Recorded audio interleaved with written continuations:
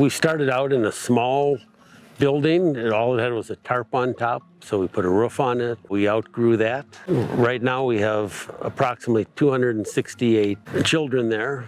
And the children we pick are the vulnerable, because the public school here charges school fees, and a lot of these families cannot afford the school fees. So we created a school that lets the kids go for free. It's donor funded. We have a staff of about 9 teachers now. We go through grade 7 and we're looking to expand. We want to keep adding grades until we go through grade 12. And with this facility, we'd also be able to have room to add a skills training school. That in this day and age, these kids are going to have computer skills and to have a chance at integrating into a larger economy. DHL has been gracious enough to donate about 20 laptops.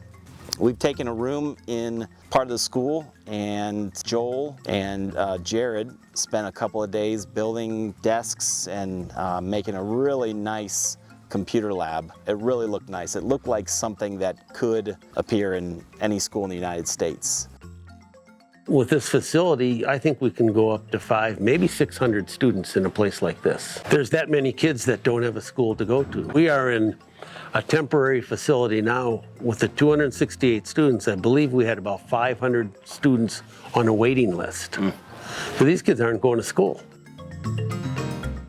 Reading changed my life. Reading rescued my childhood. So I really am a big believer that if you can read, you can do anything. It's been so heartening today to sit down with 4th graders who are reading.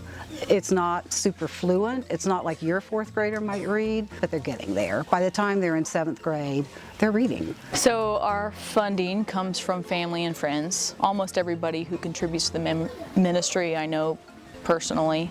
We ourselves, who are part of the management team, we're all volunteer. All of our staff stateside is doing this part-time, typically on top of other jobs, or perhaps they're retired and they are investing but on their own time. The school, they're taking kids that don't have parents, they're at risk. Like I said, they don't have anything. They're getting education, they're getting nutrition. We're feeding them once a day, which some of these kids may go 2-3 days without actually eating anything. Every dollar that you give goes to help those kids. To see 10 to 15 years from now, the fruit of that, I mean, you can't put a price tag on that, man.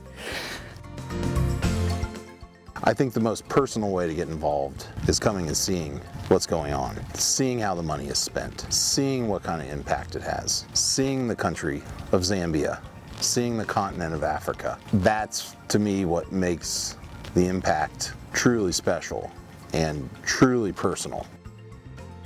Our small school, which is turning into a larger school, is having an impact. I can see it. Most of these kids, you see how happy they are. I mean, you were in church Sunday, and these people are so thankful for almost nothing.